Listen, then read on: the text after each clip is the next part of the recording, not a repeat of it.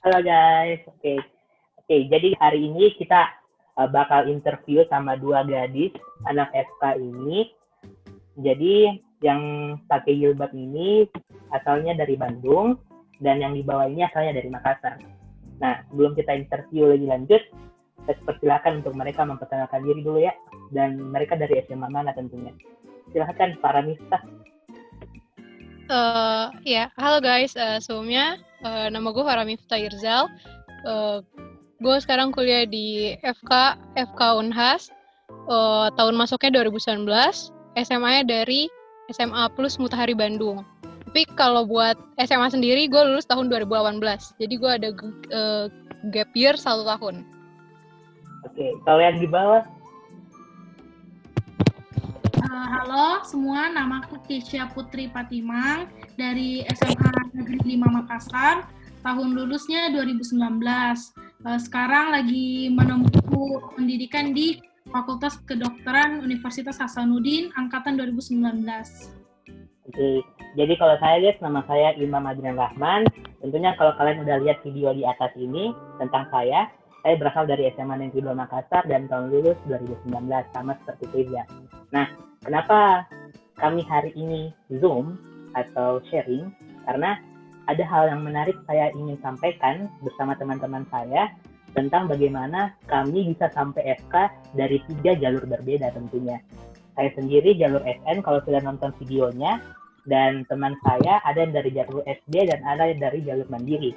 Tentunya ini kan waktu-waktu di mana para teman-teman semua lagi hunting atau lagi fighting dengan cara kalian sendiri untuk bisa sampai di kampus keinginan kalian, jurusan keinginan kalian, tentunya juga spesialnya FK.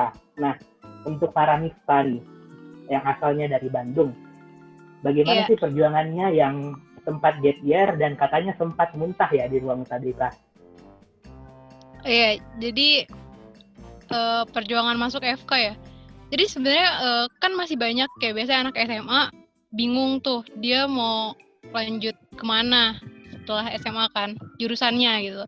Tapi kalau gue sendiri enggak. Jadi gue emang udah di planning gitu lah buat masuk kedokteran dari begitu masuk SMA. Jadi dari kelas 10 gue udah mulai bimbel atau private gitu. Kelas 10 private, kelas 11-nya di Primagama, kelas 12 intensif di Inten, terus pakai gap year. Nah, kan ya bisa dibilang agak ambis gitu ya. Jadi kerjanya belajar mulu. Tapi kayaknya pas tahun pertama gue tuh lupa satu poin penting gitu loh, Mam. Gue lupa persiapan mentalnya. Makanya tadi dibilang pas hari H di ruang ujian, kan ceritanya udah siap banget nih buat ngerjain. Terus dari segi fisik juga nggak ada masalah sama sekali. Sehari sebelumnya gue udah santai-santai, udah gak megang buku, udah gak belajar. Terus paginya sarapan, malamnya gak begadang. Tapi kenapa tiba-tiba bisa muntah? Itu kayaknya bisa kita sebut gara-gara psikisnya gitu loh. Ngerti gak lu? Oke. Terus. Jadi buat temen-temen, itu poin penting ya. Jangan lupa prepare mentalnya. Kadang kita gak sadar kalau kita lagi stres. Jadi kayak stresnya itu sebenarnya di dalam tanpa kita sadari, tapi dia bisa muncul tiba-tiba. That's why penting buat prepare mental. Prepare mental. By the way, jadi waktu itu UTBK-nya gagal atau enggak? Dihentiin langsung atau lanjut? Jadi kan baru sekitar 15 menit mulai, terus gue muntah kan di situ. Itu kertas soal gue udah kena muntahan. Oke. Udah kena muntahan. Terus ini mungkin agak sedikit gross ya, agak sedikit menjijikan, tapi itu muntahannya benar-benar banyak banget sampai ke baju ke segala macam. Jadi gue dievakuasi dulu tuh. Terus gue baru tapi sama bokap nyokap gue tetap dipaksa buat lanjutin sampai selesai. Kan pas tahun 2018 kalau nggak salah sempat ada isu yang bilang kalau nggak ada sistem minus, jadi lebih baik semua diisi kan. Makanya gue tetap disuruh lanjutin ujiannya. Tapi walaupun gue lanjutin ujiannya sampai beres pun, gue udah nggak bisa baca soal. Soalnya di situ udah sakit kondisinya. Jadi mau dibilang gagal bisa. Oke. Kurang lebih gitulah. Nah, jadi persiapan mental, psikis itu penting ya, bukan hanya ilmu saja ya. Oke, by the way, setelah itu apa yang kamu persiapin gitu untuk next-nya, SBMPTN next-nya atau UTBK next-nya? Jadi kan posisinya di situ kan gue udah pasti udah hopeless banget. Ya siapa yang bakal lulus kalau kondisinya begitu ya? Iya. Maksudnya itu kalau bisa amazing banget. Jadi kalau nggak salah 2 minggu setelah UTBK yang pertama, gue langsung nyari bimbel lagi. Cuman 2 jeda 2 minggu. Terus tuh gue masuk ke Inten. Oke. Mulai lagi kita belajar. Bukan sponsor. Oke. Maaf nyebut merek. Oke. Jadi dari SMA memang udah planning ya untuk ambil FK ya. By the way, apakah Unhas menjadi pilihan pertamamu atau ada yang lain sebelum Unhas? Kalau mau jujur di UTBK pertama Unhas sama sekali nggak masuk pilihan. Why? Iya, gue kan gue sendiri kan emang asalnya kan orang Makassar kan. Tapi justru karena itu nggak mau balik ke situ, pengennya ya kita ngerantau di tempat lain lah. Terus yang pilihan pertama itu dulu ngambilnya di Bandung, pilihan keduanya di Bali sama di Jember. Tapi kan nggak ada yang masuk. Terus akhirnya di UTBK kedua kita realistis aja nih. Ini udah percobaan kedua. Terus kalau misalnya sampai nggak masuk lagi kan gimana gitu ya. Jadi kita pilih tetap yang di lapis pertama. Lapis pertama tuh yang gede-gede, mau bisa dibilang yang cukup banyak peminatnya. Unhas kan salah satunya ya. Iya. Jadi gue milihnya yang tetap di lapis pertama, tapi nggak sepopuler pilihan yang lain gitu, ngerti gak? Kan gue kan di Bandung nih. Jadi pasti orang-orang mikirnya di lapis pertama itu ya kalau nggak Unpad, UI gitu-gitulah, UGM. Jadi gue milih sekalian aja ambil yang jauh. Iya. Jadi makanya sebenarnya buat tembus SBM itu nggak cukup lu cuman pinter doang, tapi harus bagus juga dari sisi strategi gitu loh. Harus berani ngambil. Intinya ada harga yang harus lu bayar gitu loh. Jadi mental psikis sama harga yang harus lu bayar ya. Poin penting dari orang yang lulus FK Unhas jalur SBMPTN. Oke. Ya, kalau gue kan tambahan Mam, kalau gue kan emang ngototnya pengen di FK, jadi gue emang gak nyiapin jurusan lain gitu. Makanya karena ngototnya di FK, jadi ya itu tadi harus berani ngambil jauh. Misalnya nilai lu pas-pasan atau begitulah. Nggak usah dipaksain ya kalau nggak bisa masuk FK. Iya. Tapi kan sekali lagi orang kan prioritasnya beda-beda ya. Tapi lu bagus loh, konsisten. Gue dari SMA bukan FK yang pertama. Malahan HI yang pertama. Oke. Nanti.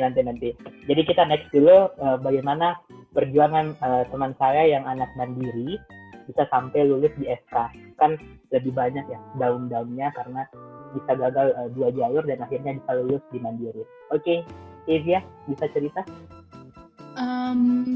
Pertama, kenapa bisa sampai ke mandiri? Karena yang pertama nggak lulus SBMPTN. Karena sebenarnya tuh kayak FK tuh bukan keinginan dari hati, tapi karena orang tua. Terus habis itu akhirnya masuk di mandiri. Pertama itu kayak udah down banget, soalnya udah nggak lulus di SN, terus nggak lulus di SB. Ini dua-duanya tetap FK. Tapi kayak sedihnya tuh yang kayak, oh ya udah, karena kan bukan juga keinginan dari hati. Jadi kayak kalau nggak lulus ya udah. Terus waktu mandiri yang mendaftar tuh kan sekitar 500 sampai 600 di FK Unhas. Banyak juga deh. Ya berdasarkan dari tahun lalu sama tahun ini tuh kayak lebih tinggi yang tahun 2019.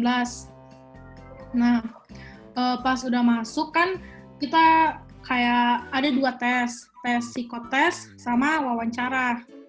Nah, waktu di tes psikotes itu kayak pertanyaannya tuh lumayan susah dan banyak, dan itu kayak dikejar waktu. Misalnya kayak kita tuh kerjanya kayak misalnya nomor 1 sampai 10 dikerja sama-sama, terus tiba-tiba tetot ganti soal kayak gitu. Terus kayak ada beberapa yang kosong karena kayak enggak kekejar gitu waktunya untuk ngisi. Tapi kayak ya udahlah. Terus habis itu kita lanjut di tes wawancara beberapa hari kemudian. Di tes wawancara itu kayak ditanya, kamu tuh di sini memang mampu nggak untuk bayar segini.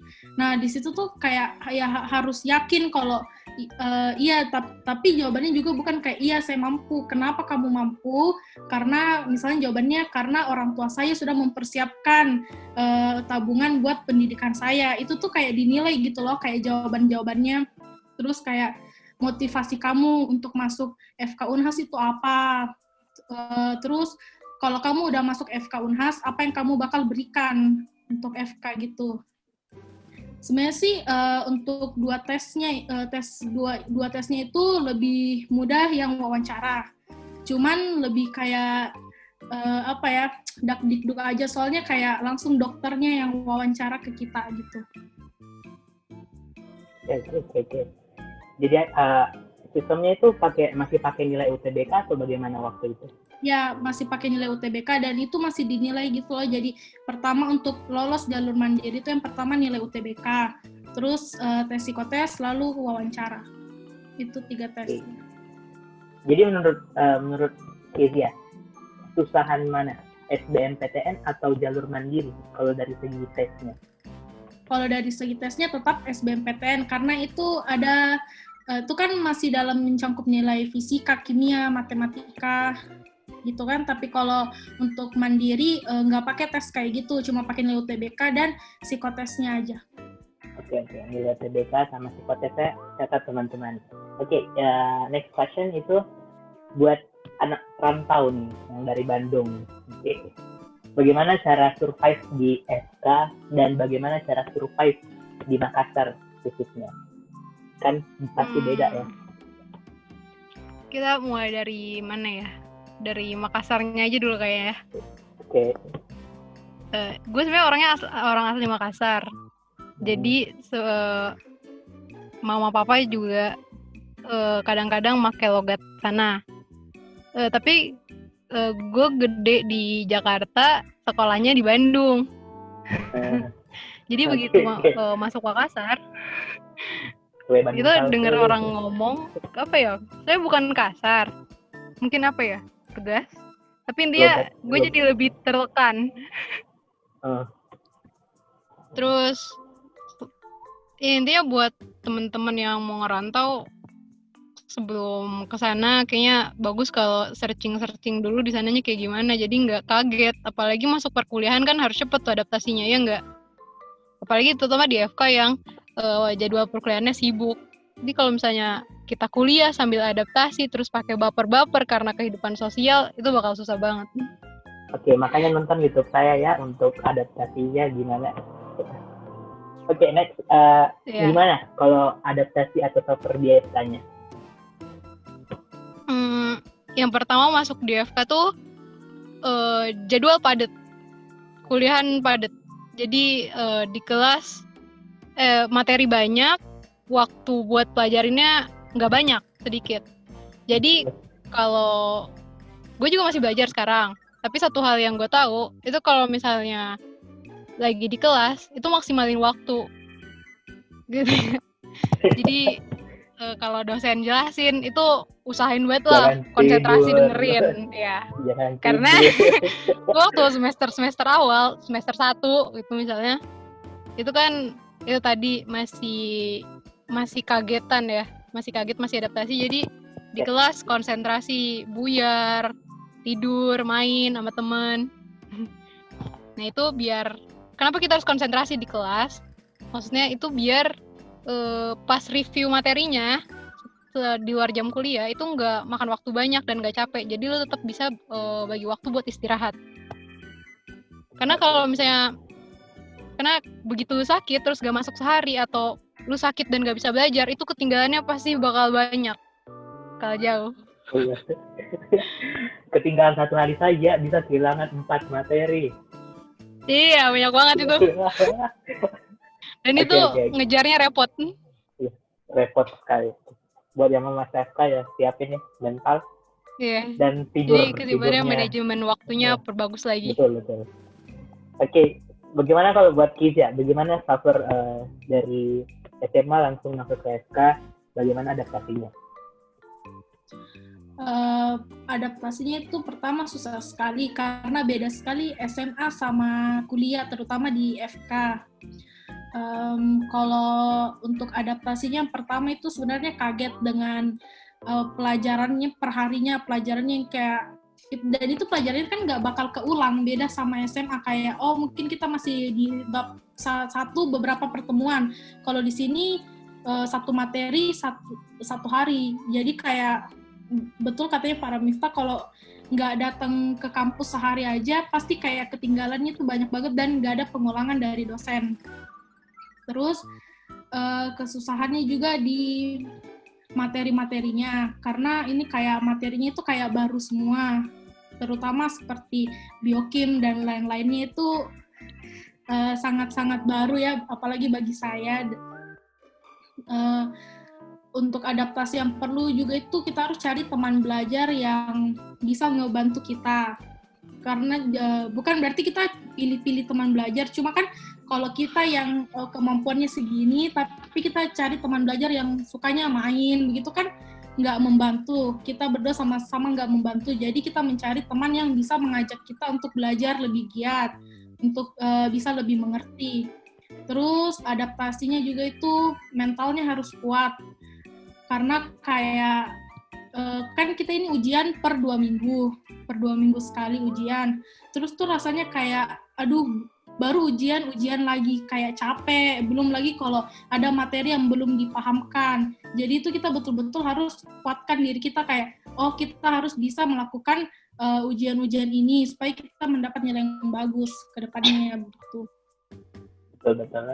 Kalau dari saya gimana suffernya dari SMA ke FK, kurang lebih sama lah dengan semuanya, tapi yang paling nonjol gitu atau yang paling high gitu, kalian ingat nggak yang waktu dokter kita yang berikan kayak kuesioner itu cara menemukan gaya belajar? Iya. Itu menurut saya itu yang paling signifikan yang harus diketahui dulu deh sebelum masuk FK. Yeah. Gimana caranya kita belajar, karena pasti teman-teman akan tahu bahwa di sana waktu itu sangat berharga dan sangat sempit rentang waktunya. Seperti yang dikatakan Paramita, jadi satu hari saja Anda hadir itu bisa hilang 4 materi dan itu tidak ada sama sekali pengulangan. Kemudian kalau mau kursus juga mungkin agak susah kalau mau kursus FK, dan salah satu-satunya ya dengar langsung dari dosennya, baca materinya tentunya. Untuk referensi buku pun itu sangat tebal sekali dan tidak bisa kita pilah-pilah. Jadi yang paling bagus adalah mendengarkan langsung dari narasumbernya, yakni dosennya ya. Oke. Saya ingin bertanya hal sensitif, tapi ini boleh kalian kasih inisial atau kasih XXX di belakangnya tentang biaya kuliah di MK. Versinya kalian itu gimana? Kan beda-beda ya pembagiannya. Mungkin dari para Kiz ya? Kalau untuk biaya kuliah sendiri, apalagi saya yang mandiri, itu tuh dipukul rata. Untuk uang masuknya sendiri itu untuk jalur mandiri itu 250. Nah, untuk biaya per semesternya itu juga sama rata, 20 per semester, itu nggak bisa ditawar. Nggak bisa ditawar. Nah, kalau untuk Paramita? Kalau gue itu UKT-nya pas pertama kali ngisi, dia keluarnya dapat 20 juga. Okay. Terus langsung kaget kan, bukan apa-apa nih ya. Gue nggak bilang gue datang dari keluarga yang kaya raya ya atau gimana. Yeah. That's why gue milih ngambil SBM lagi. Lu lagi di mobil. That's why gue ngambil SBM lagi biar biaya kuliah nggak mahal-mahal amat. Terus habis itu dapet UKT paling tinggi, ya ngotot lah di situ, tawar menawar pas verifikasi UKT, terus akhirnya berhasil turun. Tapi turun ke berapa gue nggak bisa nyebut. Oke. Jadi guys, ini sesi yang ini untuk UKT ini pertanyaan sensitif. Jadi tergantung narasumbernya apakah mereka ingin menjawab atau tidak ya. Yang penting jadi sistem UKT di UNAS itu pastinya disesuaikan dengan kemampuan orang tua kalian. Jadi buat kalian, maaf ya, yang dari kalangan tidak mampu, jangan khawatir, semua bisa jadi dokter. Semua sudah disesuaikan dan sudah disiapkan programnya. Dan UNAS tentunya sudah punya program ini. Jadi jangan khawatir untuk mengubur mimpi-mimpi kalian menjadi dokter, tidak.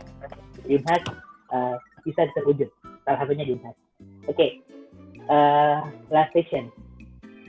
Saya mau tanya nih, bagaimana pendapat kalian sampai sekarang, hidup kalian gitu, kayak cycle hidup kalian di SK itu gimana sekarang? Apakah pertemanan masih jalan? Apakah misalnya hobi masih jalan? Apakah nonton, jalan-jalan sama teman itu masih jalan atau tidak? Oke, dari Faramista. Dari Kezia aja dulu gimana? Oke, dari Kezia. Kehidupan sekarang di FK semester 3 lagi libur untuk masuk semester 3. Jadi dari selama semester 1 kalau pertemanan tetap jalan kan.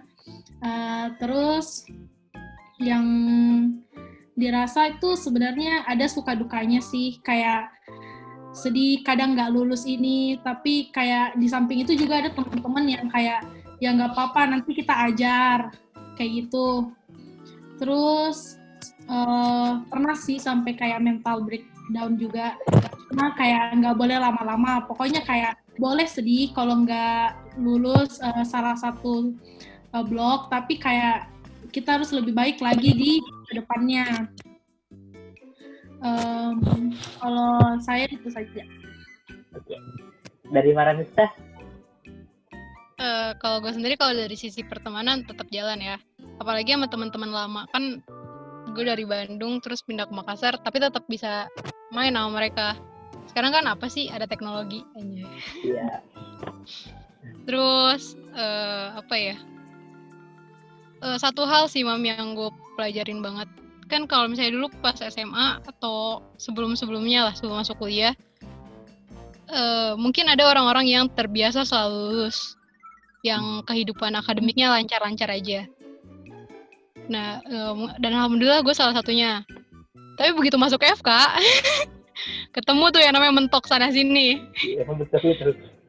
Iya, nah di situ gue belajar banyak kalau jangan terlalu dibawa serius lah. Maksudnya serius ya, tapi jangan terlalu diambil pusing.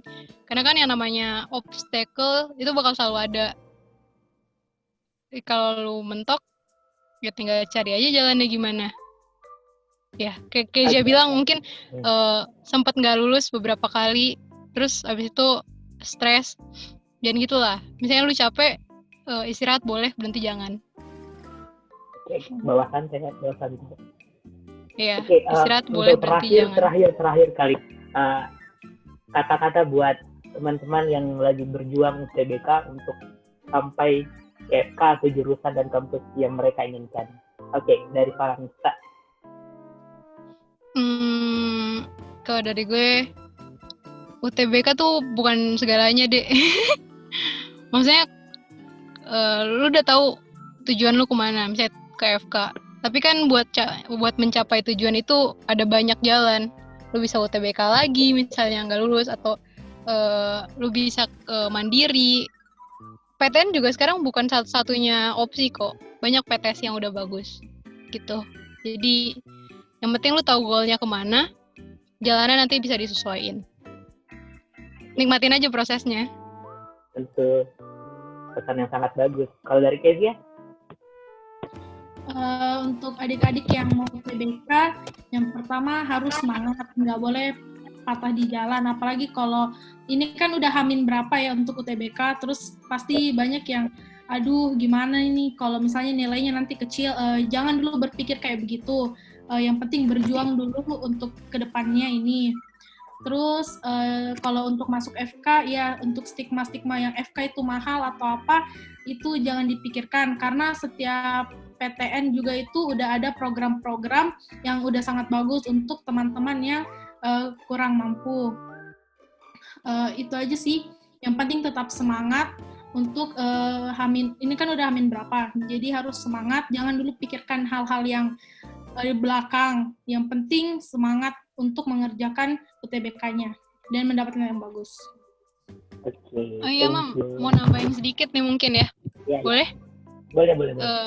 Kan kita bicara UTBK, artinya kita bicara waktu ya. Pengerjaannya pakai waktu. Terus UTBK yang sekarang dengar-dengar katanya cuma TPS aja. Iya, udah beda sistemnya. Ya nggak cuma sih sebenarnya. Dari TPS sendiri kan dia dibagi ada 4 sub materi atau 4 sub lah ya. Iya. Nah itu, iya. Kalau nggak salah dia kan ngerjainnya juga ganti-gantian. Jadi misalnya habis yang numeriknya beres, kita pindah ke bahasa kayak gitu-gitu kan. Mungkin buat adik-adik inget buat tetap fokus, jangan misalnya nih lu ngerjain terus belum beres terus udah keganti dan lu panik di situ, udah itu mah. Intinya tetap tenang, tetap fokus.